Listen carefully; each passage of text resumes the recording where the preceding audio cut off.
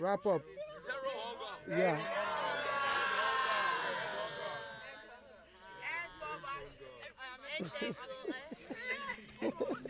Thank you.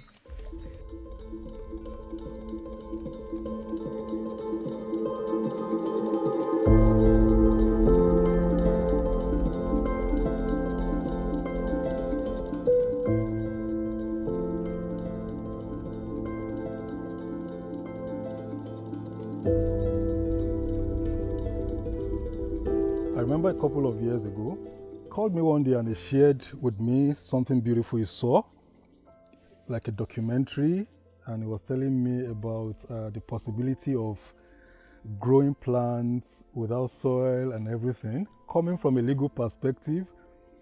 And with the kind of background that I had, of course, I found it a little bit, I had a little bit of disbelief, but I listened to him with an open mind because I've known him to be visionary, and I know that if he's talking about something, possibly he has done his homework, and I listened to him. And that was where, personally, my own sojourn, even into the agribusiness world today, started. Pastor Debo Onofora came in contact with the Technology Incubation Program as far back as 2014, when he came on board with a series of ideas, a lot of energy, and a passion for entrepreneurship.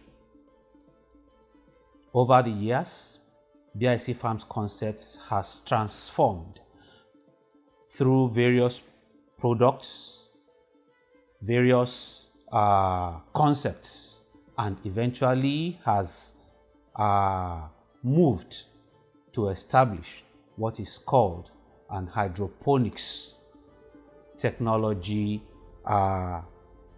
farms concept, whereby he is striving to address the issue of food shortage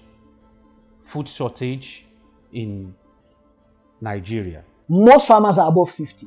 Young people don't want to be called, in fact, to be seen with farming. Farming was punitive. When somebody commits an offense in school, it happened to me myself, and you want to punish that person. You give them cutlass or a hoe, you tell them to go and cut the field, you send them to the school farm. They were using farming to punish people. So young people naturally don't want to be farmers. Now, how can you explain the fact that Nigeria is the youngest country in the world? The average age of a Nigerian is 25. Yeah, the average age of farmers is around 60. You can't correlate that. Young people with all their energy, all their creativity are not interested in farming. They're interested in cybercrime. So it's actually terrible. So these concerns were giving me some serious headache, and sometimes in 2013, I was in my sitting room studying. So I got tired, and then I can still remember the time was about 10 minutes before 12 p.m. So I just told myself, let me cool off my head, and I switch on the TV set. So I changed the channel to CNN. And I just saw a crazy documentary that was ending. I saw that guy carrying something in his hand. Green, lushy. And I said, that's a fodder. Planted without soil. Instead of 90 days on the soil, it took me 9 days to produce this. Man, that caught my attention. The tiredness left, I just came alive. I was like, what?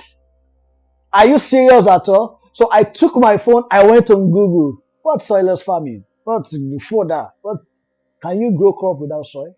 I now began to see lots of content. I was like, what? Am I still on Earth?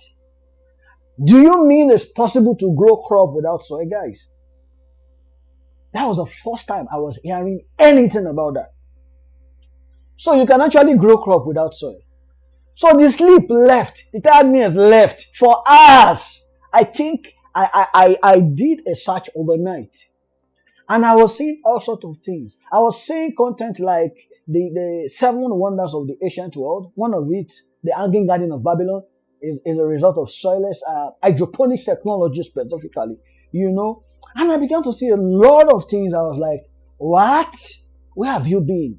So I was checking content relating to Nigeria. Nothing.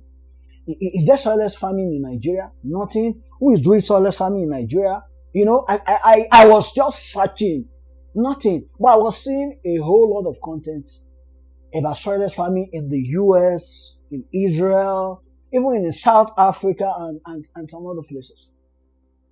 So I was like, wow, I think I've stumbled on something. I listened to him and was talking about how we can actually drive a change, how we can challenge some status quo, how we can actually, let people know that we could actually grow grasses. And at that time, I must hasten to say, it was at the peak period or when there was a lot of crisis in the country about farmers, herders, how cattle are disrupting farming operations because they need to feed and they need to eat.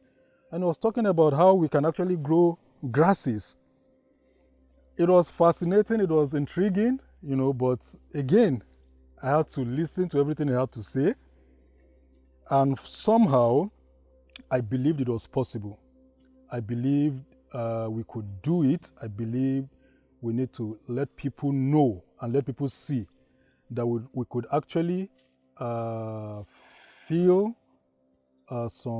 we could pass some knowledge to people and we could let local farmers know that actually there's a possibility with hydroponics technology.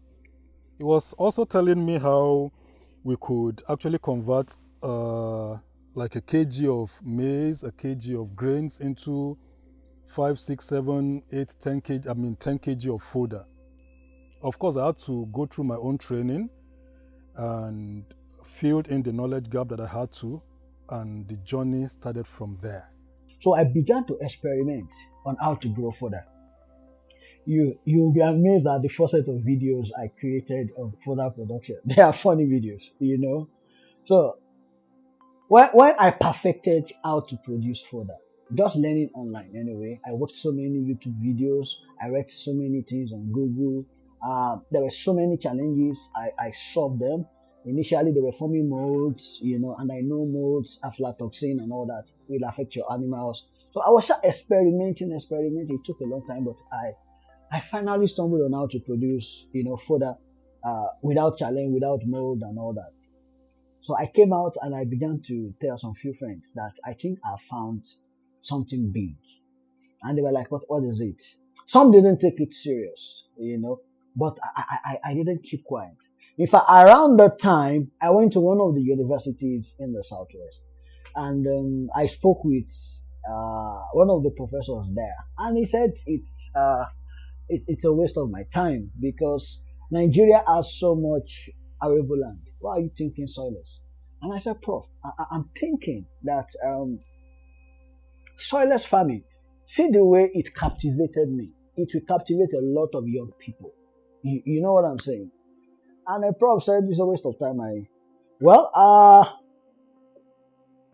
About 2 years after, he came for one of our trainings.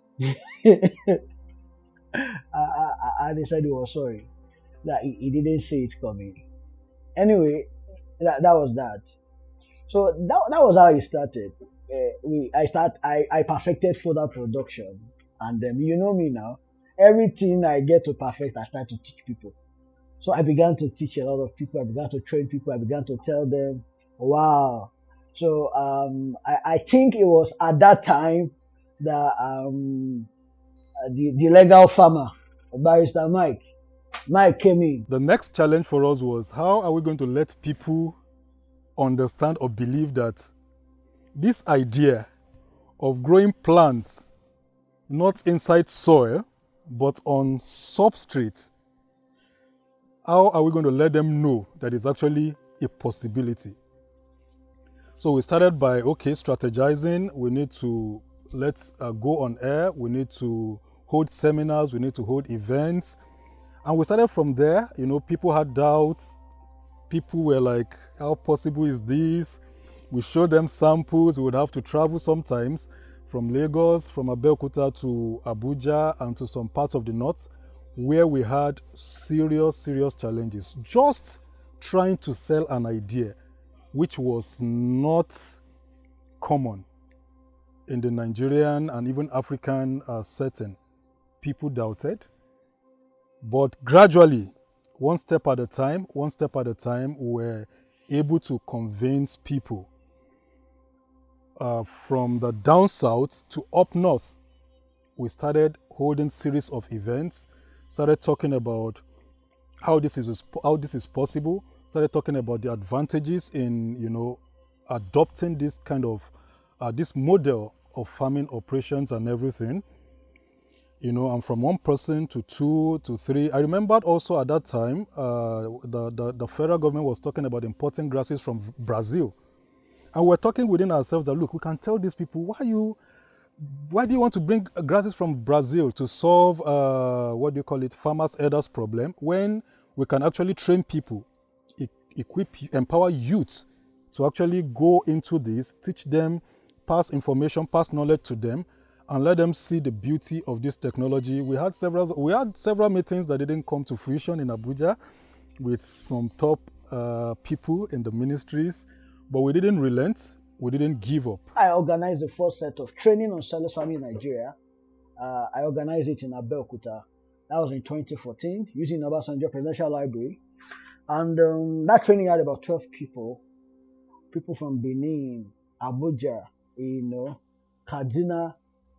Nobody from Abeokuta, nobody from Ogun State, nobody from Oyo State. So when we saw the 12 people came, and their complaint was Abeokuta was not easy to be accessed. We had to fly to Lagos, then find a vehicle to Abeokuta. So I spoke with my team and I said, can we find a way to take this training to Lagos? The only thing we perfected us at that time, 100% was fodder. And then we have started to produce some few crops. I think I was growing peppers, and peppers with just water, tomatoes. If you still see that video of one bucket like that had pepper, and it was fascinating, you know. Some tomatoes, you see the root in water. We grew some crops, you know. So that was like, wow, if we can do this small thing, we can do the big one. And I told them that, okay, so can we take this training to Lagos? Based on the demand of some of the people that came. They said it was really not convenient for them, and it will do better in Lagos. So we took the challenge, and we took the training to Lagos. I contacted a friend, and then who has an office with a space to sit, I think about 40 people. So I was like, will 40 people come for training? I looked at the logistics and what to view, and I think we set the training fee for 30K, 30,000 naira. I think so, yeah.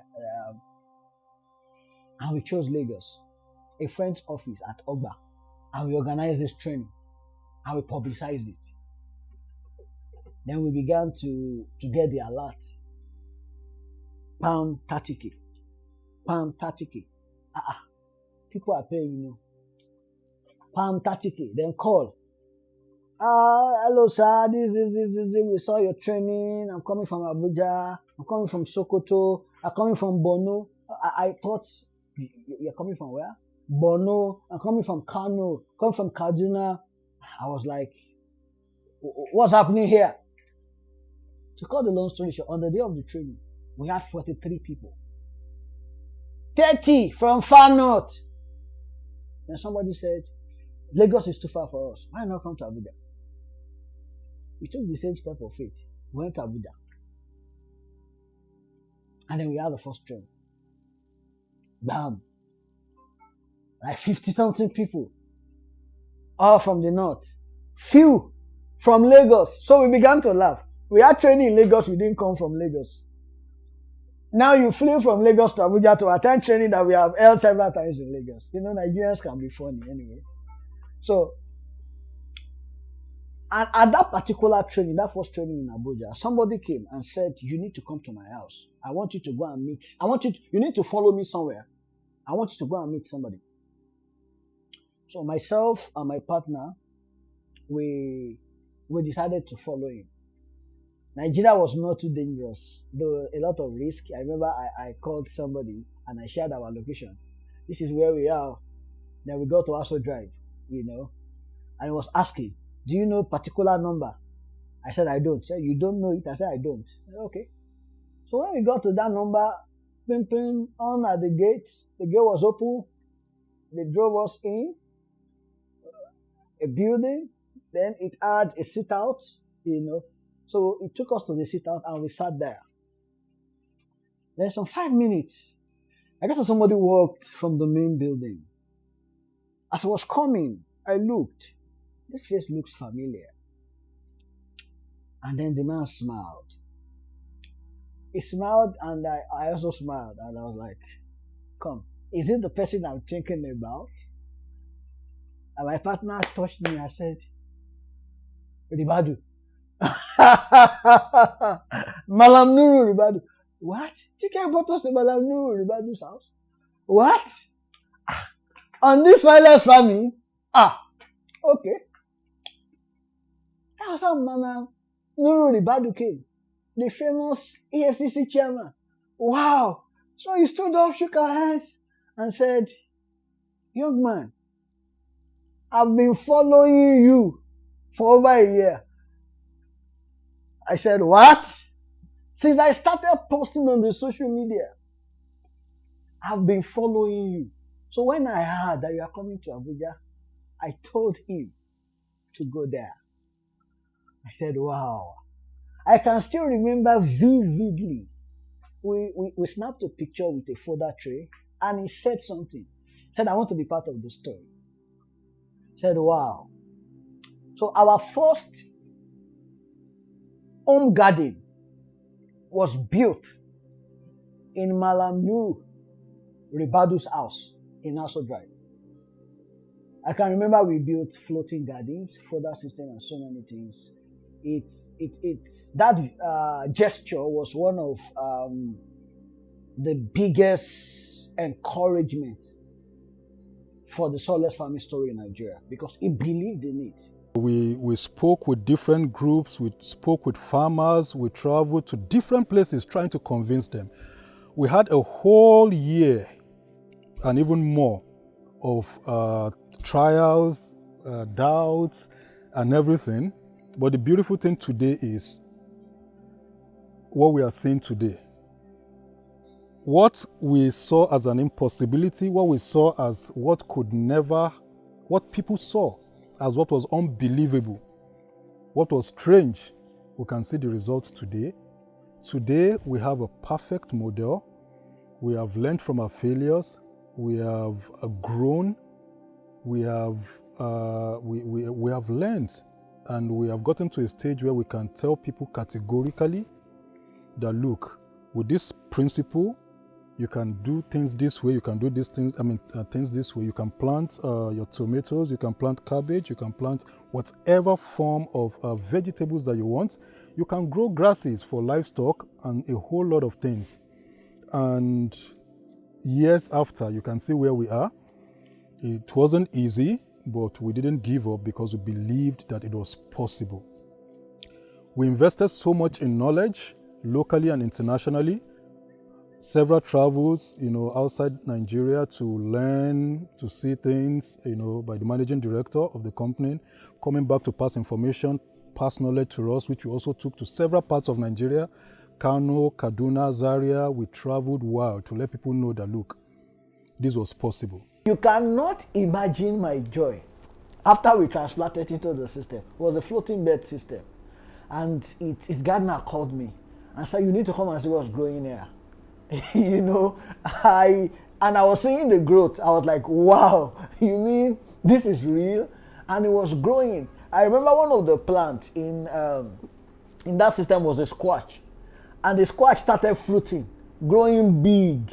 The lettuce, the cucumbers. I was like, wow.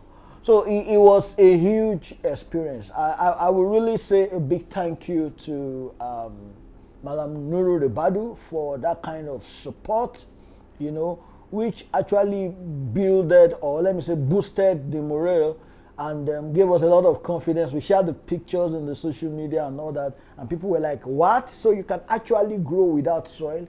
Because we didn't stop, believing, and because we were so convinced that what we saw outside Nigeria, we can actually duplicate it here. Gradually, people started believing, people started investing, people started doing, practicing some of the little things we were telling them. You can have it at the back of your house. You can have food gardens at the back of your homes. You don't need to have very big farms to actually grow your food. We will sell to people that, look, you can actually plant whatever you desire to eat, even on subsistent farming, on subsistent level. Then those that want to commercialize it, we have perfect models today that can help you scale whatever it is you are doing. We can tell you, matter of factly, we have successfully gone through our trial period. Then something happened.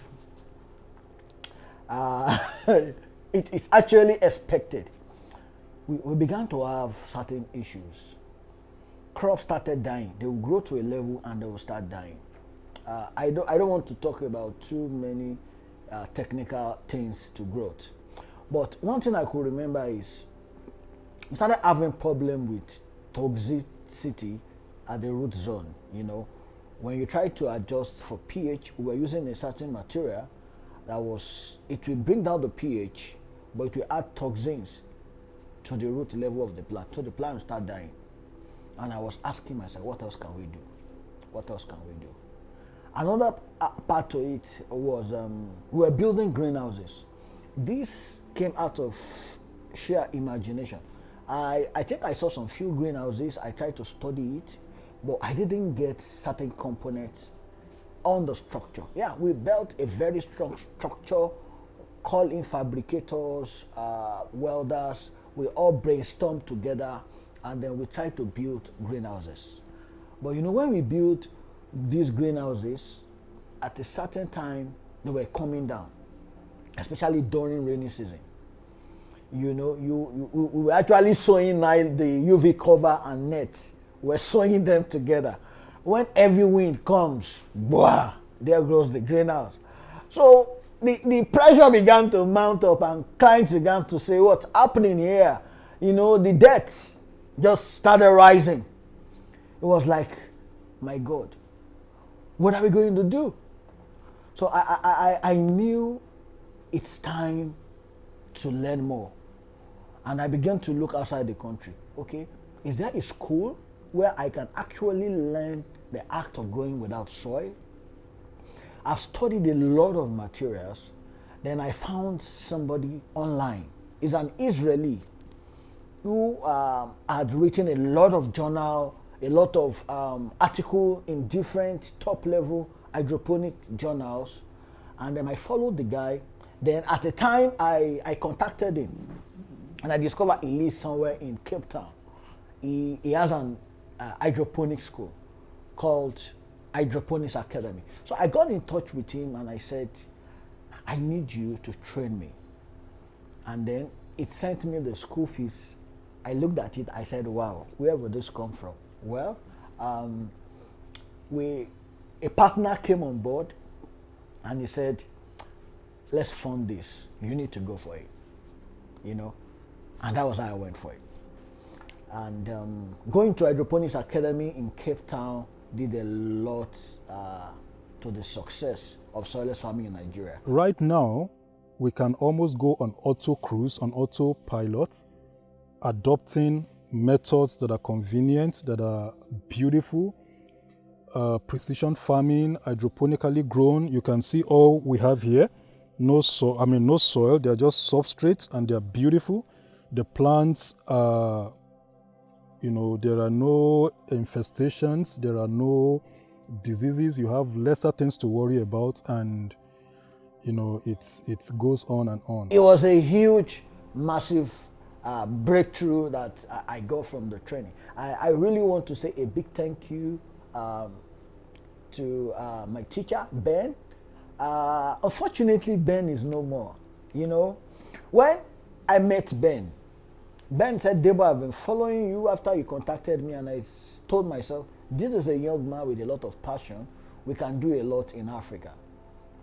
As at that time, Ben said he had visited Nigeria and he met with the government and he told them a particular plan he had for the country. But, you know, they didn't encourage it. He had a contract to develop certain tomato for Ains. That's the biggest ketchup manufacturer in the world, in Africa. And he felt Nigeria should be very useful and instrumental to this big project. But it was not encouraged, so he went back and he was doing his bit in South Africa there. And I told him, Ben, we can make this dream come true. We can do this together. So we began to strategize, and after I graduated from the school, you know, I came back to Nigeria and I told Ben, I think we need to do a sort of collaboration so that we can take the Soilless farming dream to the next level. When I produced Air Now, everything changed. The problems we were having, I found a solution to it. That was when we started building commercial farms, you know. So I would say we didn't just start hydroponics, we started the commercial the commercial soilless farm or growing aspect, majorly in this country. We were the first set also to build commercial hydroponic farms. We're now building 240 square meter greenhouses and all that. So anytime I have issues, I get in touch with Ben. Oh, my nutrient solution mix is having, so just do this and all that. So I remember I had a particular challenge and I sent him a message and nobody responded. After about a week, I just got a message. Your Ben is no more. I said, what? Who am I speaking with? He said, Marlene, Ben's wife. I said, what, Marlene? We lost Ben. I think exactly a year after I left Hydroponics Academy. That was in 2017. It was a huge issue. It was as if a part of me died because I just thought about all the dreams we were planning for. What's going to happen? So I told Marlene, that's Ben's wife. I said, Marlene, I'm going to keep Ben's dream alive. Hydroponics is going to blossom in Africa. I can tell you that. And I'm going to continue to do my part. So I began to share pictures of what we're doing in Nigeria with Marlene. Particularly, Marlene called me and was crying. He said, Ben told me about you. He said, there's a guy in Nigeria doing wonders. And when she started seeing the pictures and, you know, and so many things that we are doing at BIC, he said, oh, how I wish Ben is still alive to see all this. I said, don't worry, Ben actually didn't die. Because his dream lives in me and it continues.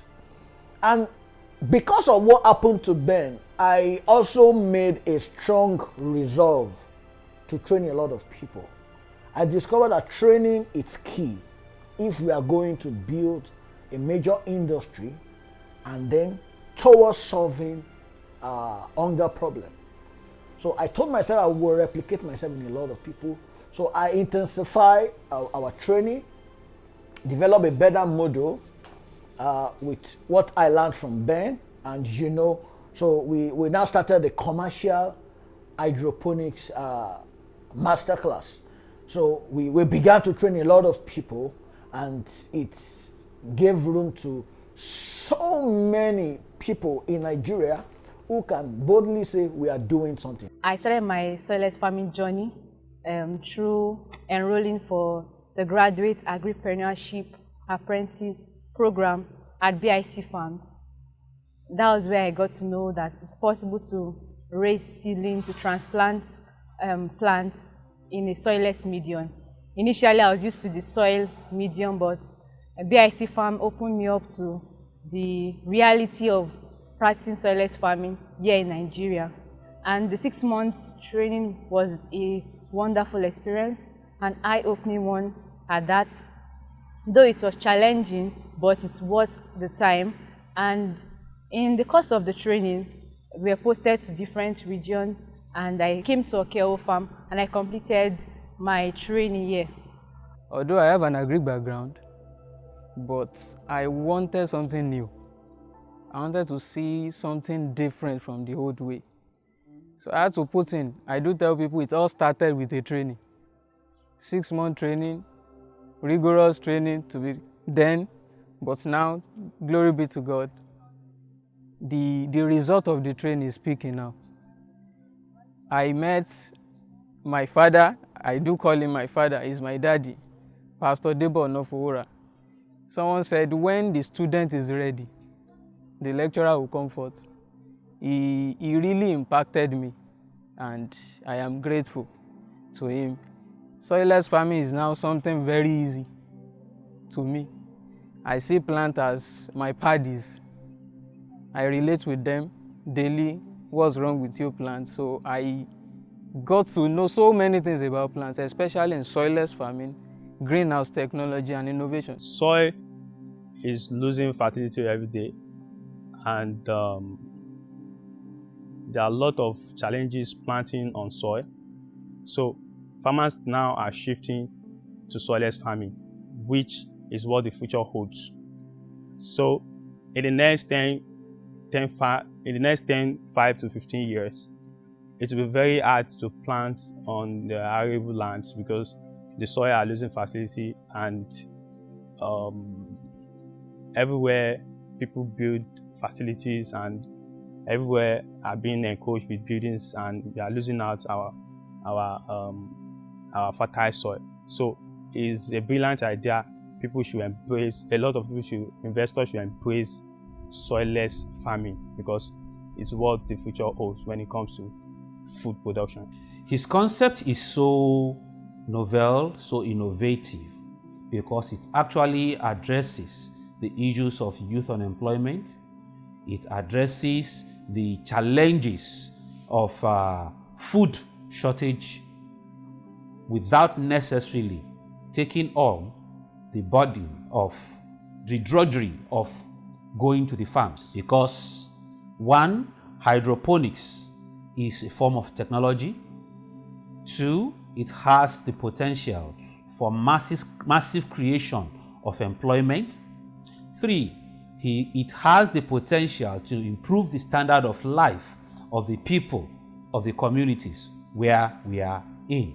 So in other words, the idea of hydroponics technology that BIC Concepts is championing is a complete representation of the vision and the mandate of the Technology Incubation Program that is being pursued by Technology Incubation Center, Abeokuta. So, Technology Incubation Center, Abeokuta, and BIC Farm Concepts have become partners in progress through the creation of what we call an hydroponics cluster. Our vision and mission is to create an army of 600 hydroponics technicians across Ogun State within the space of the next 5 years. And we have started.